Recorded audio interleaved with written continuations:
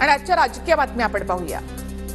मनोज जरांगे पाटलांची शांतता जनजागृती रॅली आज सांगलीमध्ये जरांगे पाटलांचं जंगी स्वागत।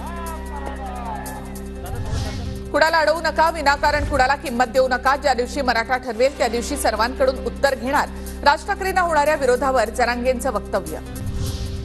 उद्धव ठाकरे यांनी सहकुटुंब दिल्लीमध्ये सोनिया गांधींची भेट घेतली। उद्धव ठाकरे आणि सोनिया गांधींमध्ये 45 मिनिटं चर्चा। विधानसभा निवडणुकीच्या पार्श्वभूमीवर भेटीमध्ये राजकीय चर्चा झाल्याची शक्यता। मातोश्रीवरच्या बैठका आता खरगेंच्या घरी होऊ लागल्या। रावसाहेब दानवेंची उद्धव ठाकरे यांच्यावर टीका। दिल्लीमध्ये अपॉइंटमेंट घेऊन त्यांना मुख्यमंत्री पदासाठी याचना करावी लागते, सुधीर मुनगंटीवार यांचा टोला। उद्धव ठाकरे यांनी घेतली उपराष्ट्रपतींची भेट। रश्मी ठाकरे आणि आदित्य ठाकरे यांचीही उपस्थिती।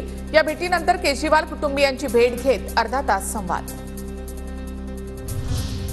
बच्चू कडू यांनी समाज कल्याण विभागाच्या अधिकाऱ्यांच्या श्रीमुखात लगावली।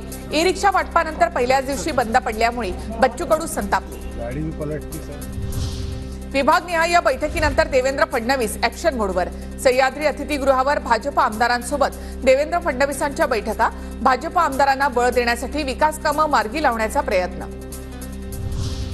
लाडकी बहीण योजनेला पैसे पण जमिनीच्या मोबदल्यासाठी पैसे नाहीत। पुण्यातील विवादित जमिनीबाबतच्या सुनावणी दरम्यान महाराष्ट्र सरकारची सुप्रीम कोर्टाकडून कान उघडणी। कुस्तीपटू विनेश फोगाटच्या मुद्द्यावरून राज्यसभेमध्ये गोंधळ। विरोधी पक्षाकडून घोषणाबाजी करत सभात्याग। विरोधी पक्षाकडून नियमांचं उल्लंघन, नड्डांचा आरोप।